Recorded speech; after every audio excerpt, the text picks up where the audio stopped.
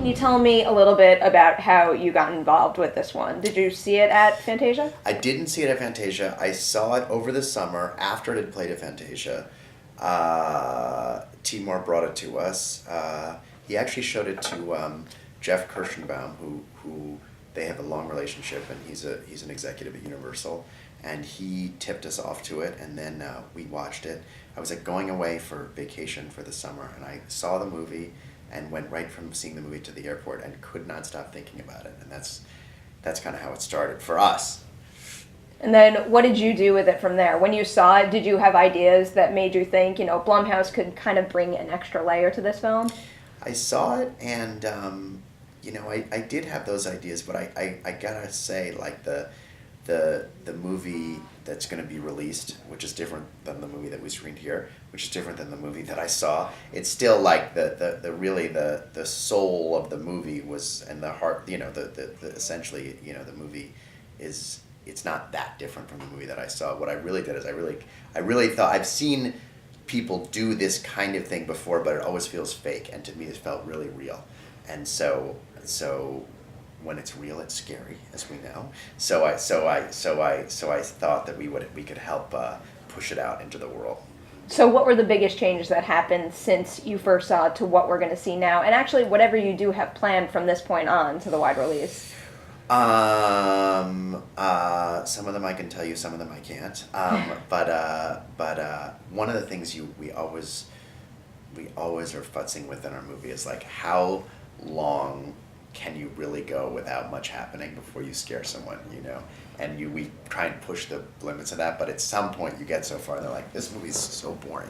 So that's one of the things we do, is kind of like play with how long the first scare comes in, and then we played also with different endings of the movie, and so and little things and little tiny things all the way through the movie too. So that's a muddled answer to your question. How about in terms of post-production? Have the graphics changed at all to kind of sync to what people are really into now? The graphics, I think we've changed a little bit, but most of the graphics are the same, and we really wanted to keep we wanted the graphics to be real and authentic, and what young people do on computers now. So hopefully they felt that way.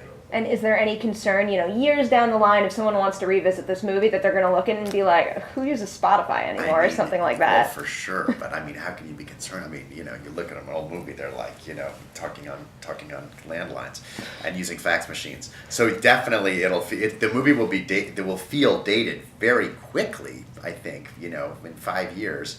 But I think it'll be a real window into, life in 2014. What about in terms of kind of life after Unfriended for this idea? Because, I mean, you guys are known for turning things into great franchises, and from one point of it, it's kind of like a novelty, and I feel like if you kept going with it, it would take away from the fun of having a movie that did something so different. But at the same time, I mean, I kind of want to see what could happen to other people through this same concept. So in terms of what we do next? Yeah. Have you guys considered it at all? I definitely feel like you could make a ton of Unfriendeds. I would love to make more of them. I don't know if we'd use the same characters. If we use different characters, you could tell a totally different story with the same technology that Timur used. So I don't know the answer to your question, but I hope we get the chance to do it. Based on what I heard from them about that camera system, I feel like it'd be a total waste if you didn't make more movies with that incredible thing that they built. It's super complicated what those guys did to make it authentic. So yeah, I hope we get to use it again. Is there anything that they came up with during production to shoot a movie like this that you're considering maybe taking on to a future film, so you could not necessarily make another movie that does the same thing? Well, I mean a little, or you could just incorporate computer usage in a very realistic manner in another film. We haven't thought about it, but I bet we will. I would certainly go to these guys if we have big, long sections of a movie that take place on a computer. We would definitely go to these guys to help us. It's pretty incredible how, like, just a mouse hovering over something, or, like, just a cursor blinking in this movie is so tense. Like, nothing's happening on screen, but I'm freaking out. Or the sounds that you hear from your computer, like, that goes down, down. Those sounds that you hear all the time suddenly become really threatening. I was just telling them, the one that sticks with me most is the iCal alert the reminder alert on a Mac, that like weird thumping sound. Like, it's weird to begin with, but now that I associate it with what happens in this movie, totally, my heart kind of skips a beat when I hear it. Oh, good. Then the movie's working.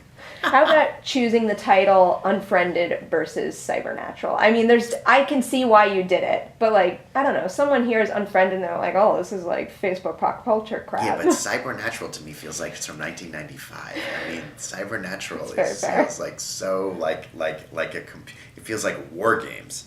So we wanted to have something that feels more contemporary, like the movie. I think Cybernatural is really does a disservice to the movie.